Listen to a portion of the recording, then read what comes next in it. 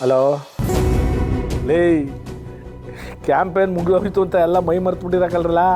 Election ಇನ್ನು 2 ದಿನ ಬಾಕಿ ಇರೋದು. ನೋಡಿ, ಯಾರ್ಯಾರಿಗೆ ಏನೇನು ತಲುಪಿಸ್ಬೇಕೋ ಅದನ್ನೆಲ್ಲ ಅಚ್ಚುಕಟ್ಟಾಗಿ ತಲುಪಿಸ್ಬಿಡಿ. ಒಟ್ಟಿನಲ್ಲಿ ಎಲ್ಲರ ಓಟು ನನಗೆ ಬರಬೇಕು. ಒಂದು ಓಟು ಆ ಕಡೆ ಈ ಕಡೆ ಹೋಗಂಗಿಲ್ಲ ಕಂಡ್ರಲ್ಲ.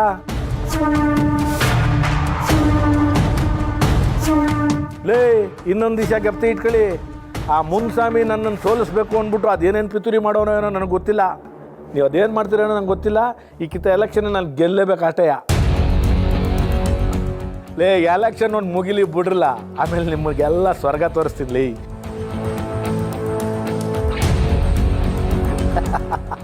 ಅದು ಯಾಕಲಾಚೆ ಯೋಚನೆ ಮಾಡ್ತಿದ್ದೀರಿ? ಸರಿ ಕಣ್ರಲ್ಲ. ಲೇ ಮರ್ಗೋಡ, ಅವನು ನೀನು ಇಬ್ಬರು ಹೋಗ್ಬಿಟ್ಟು ಯಾರ್ಯಾರಿಗೆ ಏನೇನು ತಲುಪಿಸ್ಬೇಕೋ ಅಚ್ಚುಕಟ್ಟಾಗಿ ತಲುಪಿಸ್ಬಿಡಿ. ಆಗಲಿ ಅಪ್ಪಯ್ಯ. ಲೇ ಮರ್ಗೋಡ, ದುಡ್ಡು ಹುಷಾರು ಕಂಡ್ರಲ್ಲ. ಈ ಕಿತ್ತ ಏನಾದರೂ ಹಿಡಿದ್ಬಿಟ್ರೆ ನಮಗೆ ಬಹು ಕಷ್ಟ ಆಗ್ಬಿಡ್ತದೆ. ಸರಿ ಅಪ್ಪಯ್ಯ.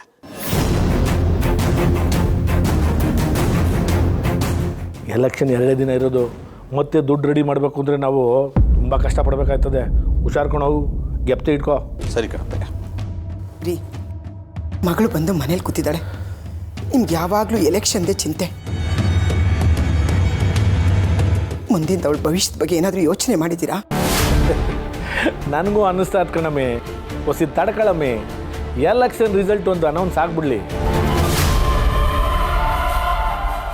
ನನ್ನ ಮಗಳ ಜೀವನನೂ ಸರಿ ಮಾಡ್ತೀನಿ. ಅವರಿಬ್ಬರು ಅವರಲ್ಲ, ಅವರಿಬ್ಬರನ್ನ ಮನೆಯಿಂದ ಆಚೆಗೂ ಹಾಕ್ತೀನಿ.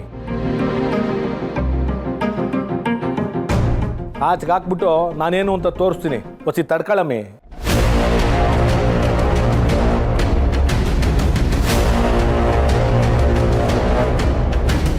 ಅಬ್ಬಾ, ಕೊನೆಗೂ ನಾನು ಅಂದ್ಕೊಂಡಂಗೆ ಆಗೋ ಟೈಮ್ ಹತ್ರ ಬರ್ತಾ ಇದೆ.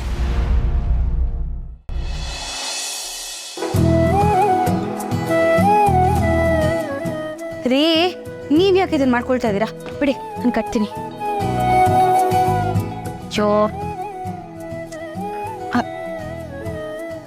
ರೀ, ಪೀಟೆಯಲ್ಲಿ ಏನ್ರಿ ನೀವು ಚಿಕ್ಕ ಮಕ್ಳ ಥರ ಆಡ್ಕೊಂಡು?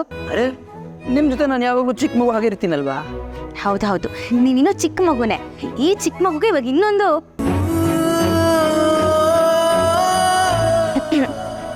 ಇವಾಗ ಈ ಚಿಕ್ಕ ಮಗು ಬುದ್ಧಿನೆಲ್ಲ ಬಿಟ್ಟು ಸ್ವಲ್ಪ ಶಿಸ್ತಲ್ಲಿರಿ. ನೀವು ದೊಡ್ಡ ಕಂಪನಿ ಓನರು.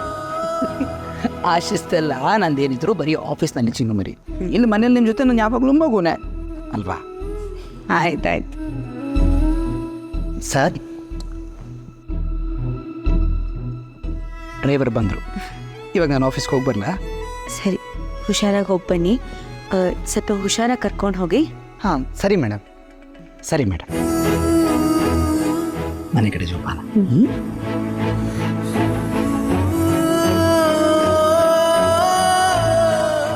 ಇವತ್ತು ಸಂಜೆ ಅವ್ರ ಮನೆಗೆ ಬರೋಷ್ಟರಲ್ಲಿ ಒಂದು ದೊಡ್ಡ ಸರ್ಪ್ರೈಸ್ ರೆಡಿ ಮಾಡಿರಬೇಕು. ಈ ಅರೇಂಜ್ಮೆಂಟ್ಸ್ ಎಲ್ಲ ನೋಡಿ ಏನು ಅಂತ ಕೇಳಿದಾಗ ನನ್ನ ತಾಯಿ ಆಗ್ತಿರೋ ವಿಷಯನ ಹೇಳಬೇಕು. ಅದನ್ನು ಕೇಳಿ ಅವ್ರು ಖುಷಿ ಪಡೋದನ್ನು ನನ್ನ ಕಣ್ಣಾರೆ ನೋಡಬೇಕು.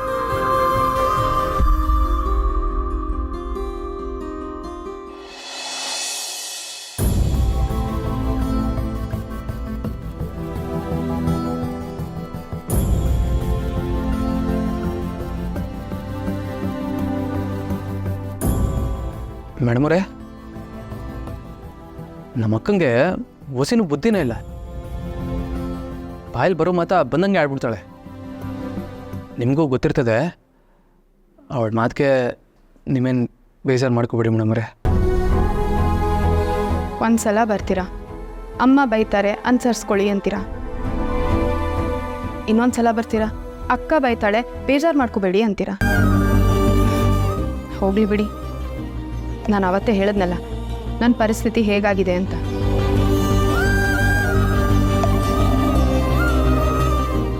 ಮೇಡಮ್ ಅವರೇ, ನಮ್ಮ ಅಕ್ಕ ಹೆಂಗೆ ಅಂತ ನನಗಿಂತ ನಿಮಗೆ ಚೆಂದಾಗಿ ಗೊತ್ತಿರ್ತದೆ. ಅವಳ ಮಾತು ಯಾವುದನ್ನೂ ಲೆಕ್ಕಕ್ಕೆ ತಗೋಬೇಡಿ ಮೇಡಮ್ ಅವರೇ. ಈಗ ನೋಡಿ ಎಂಥ ಕೆಲಸ ಮಾಡ್ಕೊಂಬಂದವಳೆ ಅಂತ. ಗಂಡ ಹೆಂಡತಿ ಅಂದಮೇಲೆ ಒಂದು ಮಾತು ಬರ್ತದೆ, ಒಂದು ಮಾತು ಹೋಯ್ತದೆ. ಹಂಗಂದು ಈಗ ಬಂದ್ಬಿಟ್ರೆ ಆದದೆ. ಮೇಡಮ್ ಅವರೇ, ನೀವೇ ಒಂದ್ಸಲ ಬಾವುಂತ ಮಾತಾಡ್ಬಾರ್ದು. ಹರೀಶ್ ಹತ್ರನಾ? ಹ್ಞೂ ಮೇಡಮರೇ, ನಿಮ್ಮ ಥರ ಕೇಳೋರಿಲ್ಲ ನೋಡಮ್ಮ. ಈ ಭೂಮಿ ಮೇಲೆ ನನ್ನ ಮಾತಿಗೆ ಬೆಲೆ ಇಲ್ಲ ಅಂತ ನನಗೆ ಗೊತ್ತು. ಅಂಥದ್ರಲ್ಲಿ ಅವ್ನು ಕೇಳ್ತಾನಾ? ಹಂಗೆಲ್ಲ ಅನ್ಕೋಬಿಡಿ ಮೇಡಮರೇ. ಹೆಂಗಾರ ಮಾತಾಡಿ ಅವರಿಬ್ಬರು ಒಂದಾಗ್ಬಿಟ್ರೆ ಅಷ್ಟೇ ಸಾಕು. ನಿಮ್ಮ ಕೈಲಿ ಆಯ್ತದೆ. ಒಂದೇ ಒಂದು ಸಲ ಪ್ರಯತ್ನ ಮಾಡಿ ನೋಡಿ ಮೇಡಮರೇ. ಇಲ್ಲ, ಅವ್ನು ನನ್ನ ಮಾತು ಕೇಳಲ್ಲ. ಅಲ್ಲ, ಒಂದೇ ಒಂದು ಸಲ ಪ್ರಯತ್ನ ಮಾಡಿ ನೋಡಿ, ಆಮೇಲೆ ಏನಾದೋ ನೋಡ್ಕೊಳಮ್ಮ.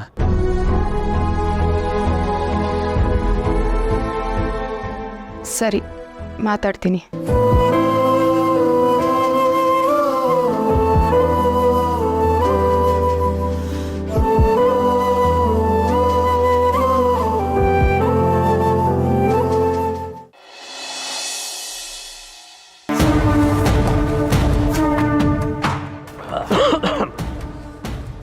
ನೋಡ್ರಲ್ಲ, ಇವತ್ತಿಗೆ ನಮ್ಮ ಎಲೆಕ್ಷನ್ ಕ್ಯಾನ್ವಾಸ್ ಮುಗೀತು.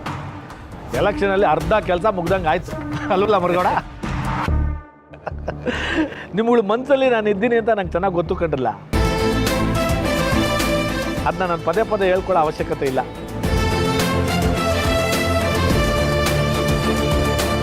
ಆಮೇಲೆ ಇನ್ನೊಂದು ವಿಷಯ ನಿಮ್ಗೆ ಗೊತ್ತಾ? ನಿಮ್ಗಳ ಸೇವೆ ಮಾಡೋಕ್ಕೆ ಅಂತಾನೆ ನಾನು ರಾಜಕೀಯದಲ್ಲಿರೋದು ಅಲ್ವಾ ಮರಗೌಡ? ನೋಡಲ್ಲ, ಬೇರೆ ಯಾರಾದರೂ ಬಂದು ನಿಮ್ಮ ತಲೆ ಕೆಡಿಸ್ಬೋದು, ಇನ್ನೊಂದು ಮತ್ತೊಂದು ಹೇಳ್ಬೋದು.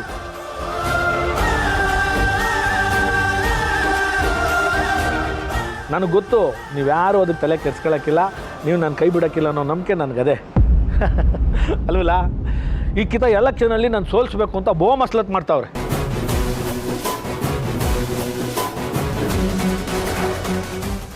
ಆದ್ರೂ ನೀವ್ಯಾರು ನನ್ನ ಕೈ ಬಿಡೋಕ್ಕಿಲ್ಲ, ನನ್ನನ್ನು ಗ್ಯಾರಂಟಿ ಗೆಲ್ಲಿಸ್ತೀರ ಅನ್ನೋ ನಂಬಿಕೆ ನನಗದೆ.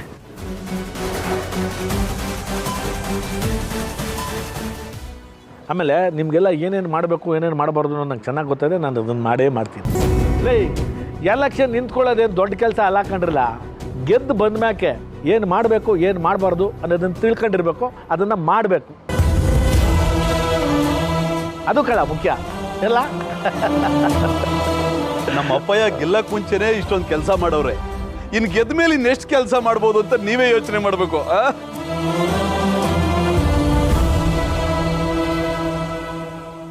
ಅದಕ್ಕೆ ನಿಮ್ಗಳ ಮತ ಯಾರಿಗೆ? ನಿಮ್ಮ ಮತ ಯಾರಿಗೆ? ನಿಮ್ಮ ಮತ ಯಾರಿಗೆ?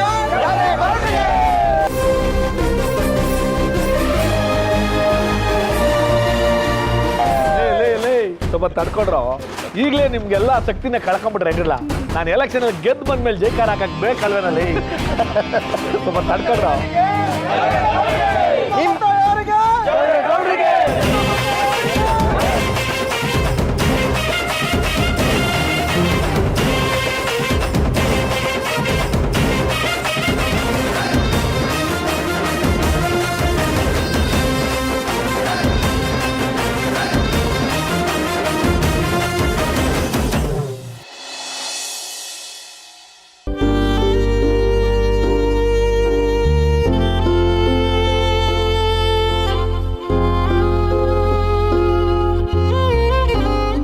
ಅತ್ತೆ, ತರಕಾರಿ ಹೆಚ್ಚಾಯ್ತಾ?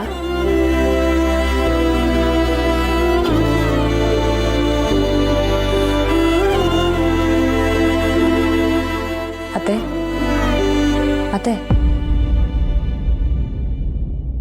ಇನ್ನು ಸಿಂಚನ ಹೋಗಿದ್ರ ಬಗ್ಗೆನೇ ಯೋಚನೆ ಮಾಡ್ತಾ ಇದ್ದೀರಾ? ಹರೀಶ ಹೇಳ್ದೆ ತಾನೆ ಹೋಗಿ ಅವಳನ್ನ ಕರ್ಕೊಂಡ್ಬರ್ತೀನಿ ಅಂತ. ಇನ್ನಾದರೂ ಸಮಾಧಾನವಾಗಿರಿ. ಅವನೆಲ್ಲಮ್ಮ ಹೋಗ್ತೀನಿ ಇಂದ, ಮನ್ಸಾದ್ರೆ ಹೋಗ್ತೀನಿ ಇಂದ.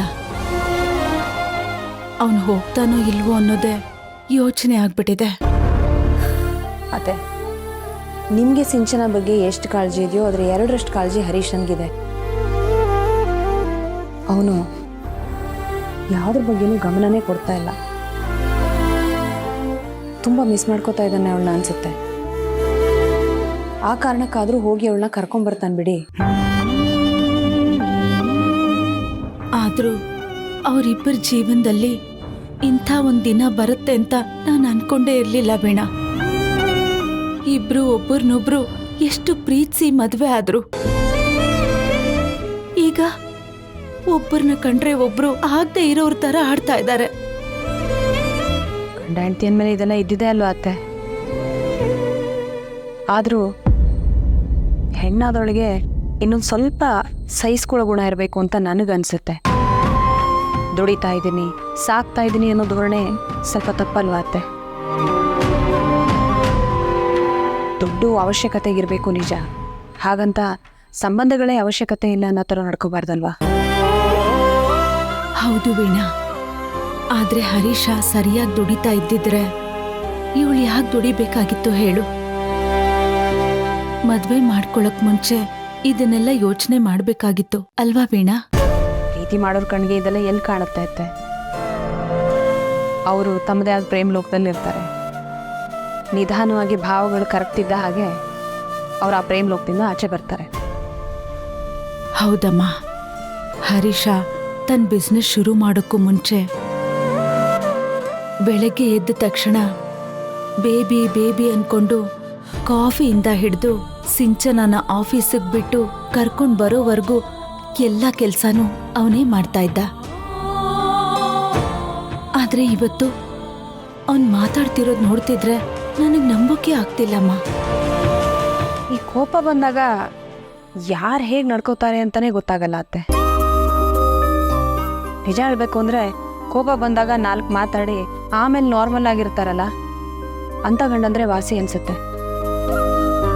ಈ ಮನ್ಸಲ್ಲಿ ಒಂದಿಟ್ಕೊಂಡು ಹೊರಗಡೆ ಇನ್ನೊಂದು ಥರ ನಡ್ಕೊಳ್ಳೋರನ್ನ ನಂಬಕ್ಕೆ ಆಗಲ್ಲ.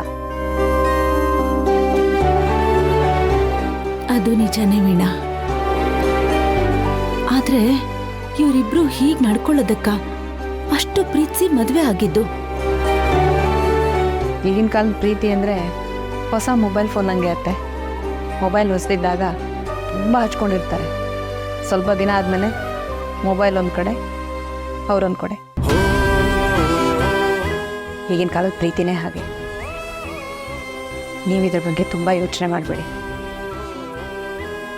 ಹರೀಶ ಅವಳನ್ನ ಎಷ್ಟು ಪ್ರೀತಿಸ್ತಾನೋ ಸಿಂಚನನು ಅವನನ್ನು ಅಷ್ಟೇ ಪ್ರೀತಿಸ್ತಾಳೆ. ಆ ಪ್ರೀತಿನೇ ಅವರಿಬ್ಬರನ್ನ ಒಂದು ಮಾಡುತ್ತೆ. ನೋಡ್ತಾ ಇರಿ. ಏನೋ ನಿನ್ ಮಾತ್ ನಿಜ ಆದ್ರೆ ಅಷ್ಟೇ ಸಾಕು ವೀಣಾ.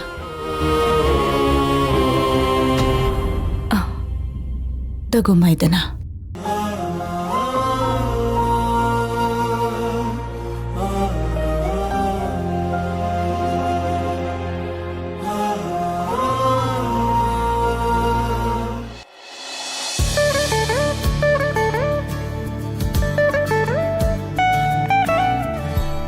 ಕೆಲಸ ಕೊಟ್ರಾ? ಹೌದು. ವಯಸ್ಸಲ್ಲಿ ನಿಮಗಿಂತ ದೊಡ್ಡವನಾಗಿ 2 ಮಾತು ಹೇಳ್ತೀನಿ, ಬೇಜಾರು ಮಾಡ್ಕೋಬೇಡಿ. ಮೌನವಾಗಿರೋ ನನ್ನ ಜೀವನದಲ್ಲಿ ಸಿಹಿಯಾಗಿರೋ ಮಾತುಗಳಿಗಿಂತ ಮುಳ್ಳಿನ ಥರ ಚುಚ್ಚೋ ಮಾತುಗಳೇ ಜಾಸ್ತಿ. ಆದರೆ ಇದೆಲ್ಲ ನನಗೆ ಅಭ್ಯಾಸ ಆಗಿಬಿಟ್ಟಿದೆ. ಯಾರು ಏನೇ ಅಂದರೂ ಸಹಿಸ್ಕೊಳ್ಳೋ ಶಕ್ತಿ ಬಂದಿದೆ. ಅದೇನು ಹೇಳಬೇಕೋ ಹೇಳಿ. ನಿಮ್ಮ ಮಾತಲ್ಲೇ ಗೊತ್ತಾಯ್ತದೆ ನಿಮ್ಮ ಮನಸ್ಸಲ್ಲಿ ಎಷ್ಟು ನೋವು ತುಂಬಿಕೊಂಡಿದ್ದೀರಿ ಅಂತ. ಮದುವೆ ಆಗಿ ಗಂಡನ ಮನೆಗೆ ಬರೋ ಹೆಣ್ಮಕ್ಳು ಗಂಡನ ಮನೇಲಿ ನಾನು ಹಂಗಿರಬೇಕು ಹಿಂಗಿರಬೇಕು ಸುಖವಾಗಿ ಸಂತೋಷವಾಗಿರಬೇಕು ಅಂತ ಕನಸು ಕಟ್ಕೊಂಡು ಬರ್ತಾರೆ. ಅದು ಒಂದಷ್ಟು ಜನ ಹೆಣ್ಮಕ್ಳಿಗೆ ಆ ಕನಸು ಕನಸಾಗೆ ಉಳಿದ್ಬಿಡ್ತದೆ. ಇನ್ನೊಂದಷ್ಟು ಜನ ಹೆಣ್ಮಕ್ಳು ಕನಸು ಗಗನ ಕುಸುಮ ಆಗ್ಬಿಡ್ತದೆ. ನೀವೇನು ನಮ್ಮನೆಗೆ ಸೊಸೆಯಾಗಿ ಬರಬೇಕು ಅಂತ ಆಕಾಂಕ್ಷೆ ಇಟ್ಕೊಂಡು ಬಂದವರಲ್ಲ. ಆದರೂ ವಿಧಿ ನಿಮ್ಮನ್ನು ನಮ್ಮನೆಗೇ ಸೊಸೆಯಾಗಿ ತಂದುಬಿಟ್ಬಿಟ್ಟದೆ. ಆದರೆ ಇಲ್ಲಿ ಬೇರೆನೇ ನಡೀತದೆ. ನಮ್ಮ ಮನೆಗೆ ಬರೋ ಸೊಸೆನ ಹಂಗೆ ನೋಡ್ಕೋಬೇಕು ಹಿಂಗೆ ನೋಡ್ಕೋಬೇಕು ಅಂತೆಲ್ಲ ಭಾಷಣ ಬಿಗಿತಿದ್ದವರು ನಿಮ್ಮನ್ನು ನಡೆಸ್ಕೊಳ್ತಾ ಇರೋ ರೀತಿ ನೋಡಿದ್ರೆ ನನ್ನ ಮನಸ್ಸಿಗೆ ಬೋಸ್ ಅಂಟಾಯ್ತದೆ. ನಿಮ್ಮ ಕಾಳಜಿ ನನಗೆ ಅರ್ಥ ಆಗುತ್ತೆ. ಆದರೆ ನನ್ನ ಹಣೆ ಬರೋದ ಬಗ್ಗೆ ನೀವೇನು ಮಾಡೋಕ್ಕಾಗತ್ತೆ? ನೀವೊಬ್ಬರಾದರೂ ನನ್ನ ಮೇಲೆ ಇಷ್ಟು ವಿಶ್ವಾಸ ಇಟ್ಕೊಂಡಿದ್ದೀರಲ್ಲ, ಅಷ್ಟು ಸಾಕು. ನನ್ನ ವಿಶ್ವಾಸ ನಿಮ್ಮ ಮೇಲೆ ಯಾವಾಗಲೂ ಹಿಂಗೇ ಇರ್ತದೆ. ಆದರೆ ಇಲ್ಲಿ ನಡೀತಿರೋದನ್ನೆಲ್ಲ ನೋಡ್ತಾ ಇದ್ರೆ ಮನಸ್ಸಿಗೆ ಬೇಜಾರಾಯ್ತದೆ. ನೋಡಿ, ಈ ಮನೇಲಿ ಯಾರು ಏನೇ ಅಂದರೂ ನೀವು ಮಾತ್ರ ತಾಳ್ಮೆ ಕಳ್ಕೊಬೇಡಿ. ನಿಮ್ಮ ತಾಳ್ಮೆ ಕೈ ಮೀರ್ತದೆ ಅಂದಾಗ ನನಗೆ ಹೇಳಿ, ಹೆಂಗಾರ ಮಾಡಿ ನಾನು ಅದನ್ನ ಸರಿ ಮಾಡ್ತೀನಿ. ದಯವಿಟ್ಟು ಯಾವುದನ್ನು ಬೇಜಾರು ಮಾಡ್ಕೋಬೇಡಿ. ಮನೆಯವ್ರು ಮಾಡೋದು ಸಾಲದು ಅಂತ ಈಗ ನನ್ನ ತಂಗಿ ಬೇರೆ ಬಂದು ಮನೆಗೆ ಸೇರ್ಕೊಂಡವಳೆ. ನಿಮಗೆ ಗೊತ್ತು, ಅವಳು ಮಾತ್ಗೂ ಕೊಂಕಾಡ್ತಾನೆ ಇರ್ತಾಳೆ. ಅವಳೇನೇ ಅಂದರೂ ಯಾವುದಕ್ಕೂ ಬೇಜಾರು ಮಾಡ್ಕೋಬೇಡಿ. ಇದೇನಪ್ಪ ಎಲ್ಲನೂ ನಾನೇ ಸಹಿಸ್ಕೋಬೇಕು ಅಂತ ಹೇಳ್ತಿದಾರಲ್ಲ ಅಂತ ಅನ್ಕೋಬೇಡಿ. ನನ್ನನ್ನು ಯಾವಾಗಲೂ ನಿಮ್ಗೆ ಒಳ್ಳೇದನ್ನೇ ಬಯಸೋ ಹಿತೈಷಿ ಅನ್ಕೊಳ್ಳಿ, ನಿಮ್ಮ ಅಣ್ಣ ಅನ್ಕೊಳ್ಳಿ.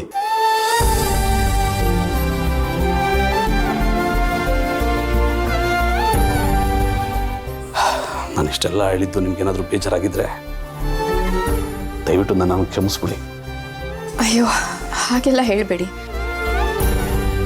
ದಾರಿ ಕಾಣಿಸ್ದೇ ಇರೋರಿಗೆ ಒಂದು ಸಣ್ಣ ಮಿಂಚಿನ ಹುಳುವಿನ ಬೆಳಕು ಕೂಡ ಮುಂದೆ ಹೋಗೋಕ್ಕೆ ಸಹಾಯ ಮಾಡುತ್ತೆ ಅನ್ನೋ ಹಾಗೆ ನೀವು ಹೇಳೋದ್ರಲ್ಲಿ ನಾನು ಹೇಗೆ ತಪ್ಪು ತಿಳ್ಕೊಳಕ್ಕಾಗತ್ತೆ ಹೇಳಿ? ನನ್ನ ಸಮಸ್ಯೆ ನೀವಾದರೂ ಅರ್ಥ ಮಾಡ್ಕೊಂಡಿದ್ದೀರಲ್ಲ, ನನಗಷ್ಟೇ ಸಾಕು. ನೋಡವ,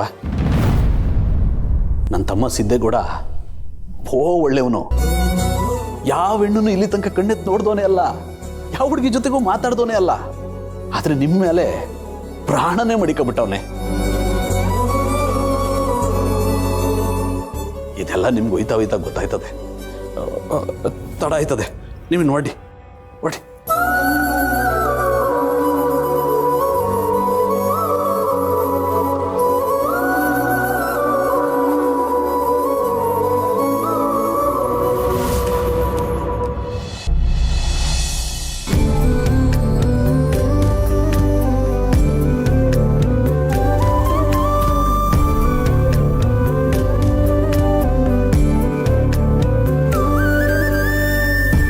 ಮಗಳೇ, ಲೇಟ್ ಆಯ್ತಲ್ಲಮ್ಮ?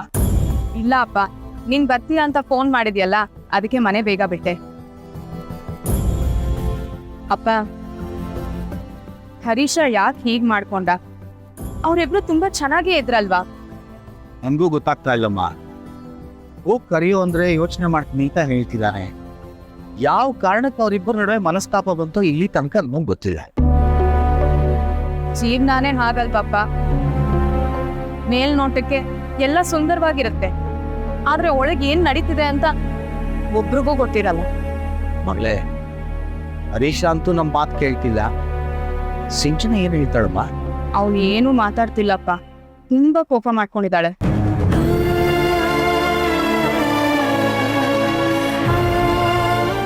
ಮಗಳೇ, ಸಿಂಚನನ್ ಜೊತೆ ಮಾತಾಡಿ ಅವ್ರು ಸ್ವಲ್ಪ ಒಪ್ಪಿಸ್ತೀಯಾ? ಅವಳು ನನ್ನ ಮಾತು ಎಲ್ಲಪ್ಪ ಕೇಳ್ತಾಳೆ? ಮೊದ್ಲಿಂದ ನೋಡ್ತಿದ್ಯಲ್ವಾ, ಅವಳು ಹೇಳಿದ ಹಾಗೆ ನಡಿಬೇಕು. ಅವಳು ನನ್ನ ಮನೇಲಿ ಇದ್ಲು ಅಷ್ಟೇ, ಆದ್ರೆ ಯಾರು ಮಾತು ಕೇಳ್ತಿದ್ಲು ಹೇಳು? ಅಂಥದ್ರಲ್ಲಿ ಜಗಳ ಮಾಡ್ಕೊಂಡು ತವ್ರ ಮನೆಗೆ ಬಂದಿದ್ದಾಳೆ ಅಂದ್ರೆ ನನ್ನ ಮಾತು ಕೇಳ್ತಾಳ? ಅಷ್ಟೇ ಅಲ್ಲ, ಆ ಮನೆಯಲ್ಲಿ ನನ್ನ ಮಾತು ಕೇಳೋದ್ ಬಿಡು, ಯಾರು ನನ್ನ ಮಾತಾಡ್ಸೋದು ಇಲ್ಲಪ್ಪ.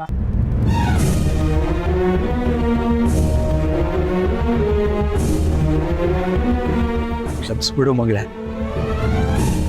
ನಾನು ಮಾಡಿದ್ದು ಒಂದು ನಿರ್ಧಾರದಿಂದ ಇನ್ನು ಬದುಕು ಹಿಂಗಾಗುತ್ತೆ ಅಂತ ನಾನು ಕನಸು ಮನಸ್ಸಲ್ಲೂ ಅನ್ಕೊಂಡಿರ್ಲಿಲ್ಲ. ಅಪ್ಪ, ನೀನ್ ಯಾವತ್ತು ತಪ್ಪು ಮಾಡ್ದವನೇ ಅಲ್ಲ. ಒಬ್ಬ ಅಪ್ಪನಾಗಿ ಮಾಡ್ಬೇಕಾಗಿರೋ ಕರ್ತವ್ಯನ ನೀನ್ ಮಾಡಿದ್ಯಾ. ಆದ್ರೆ ನನ್ ಹಣೆ ಬರಹ ಸರಿ ಇಲ್ಲ ಅಂದ್ಮೇಲೆ ಯಾರೇನ್ ಮಾಡಕ್ಕಾಗತ್ತೆ ಹೇಳು? ಇಲ್ಲಮ್ಮ, ಇದ್ರಲ್ಲಿ ನಿನ್ ತಪ್ಪೇನೂ ಇಲ್ಲ. ಎಲ್ಲ ನಂದು. ಮನೆಯವರೆಲ್ಲ ಬೇಡ ಅಂದ್ರು, ಆದ್ರೆ ನಾನೊಬ್ಬ ನಿನ್ನ ಮನೆಯಿಂದ ಈ ಮನೆ ಕಳಿಸ್ಬಿಟ್ಟೆ. ಮಗಳೇ, ನನ್ನ ಉದ್ದೇಶ ಇದ್ದಿದ್ದು ನಿನ್ನ ಗಂಡನ ಮನೇಲಾದ್ರೂ ಸುಖವಾಗಿರ್ಲಿ ಅನ್ನೋದು ಅಷ್ಟೇ ಅಮ್ಮ. ಈಗ ನಡೀತಾ ಇರೋದು ನೋಡಿದ್ರೆ ಮದುವೆ ಆಗದೆ ತವ್ರ ಮನೇಲಿ ಇದ್ದಾಗ್ಲೂ ನೀನ್ ನೆಮ್ಮದಿಯಿಂದ ಇಲ್ಲ. ಈಗ ಮದುವೆ ಆಗಿ ಗಂಡನ ಮನೆಗೆ ಬಂದಾಗ್ಲೂ ನೆಮ್ಮದಿಯಿಂದ ಇಲ್ಲ. ಏನ್ ಕರ್ಮ ಮಾಡಿದ್ನೋ ಯಾರಿಗೆ ಹೇಳಿ, ಏನಂತ ಹೇಳಿ? ಅಪ್ಪ, ನೀನ್ ಬೇಜಾರ್ ಮಾಡ್ಕೋಬೇಡ. ನೋಡು, ಕಷ್ಟಗಳು ಬಂದ್ರೆ ಅದನ್ನ ಎದುರಿಸ್ಬೇಕು ಅಂತ ನೀನೇ ತಾನೇ ನಮಗ್ ಹೇಳ್ಕೊಟ್ಟಿರೋದು. ನಾನು ಈಗ್ಲೂ ಅದನ್ನೇ ಮಾಡ್ತಾ ಇದೀನಿ ಸರ್. ಇದು ಯಾವಾಗ ಸರಿ ಹೋಗುತ್ತೋ ನೋಡೋಣ.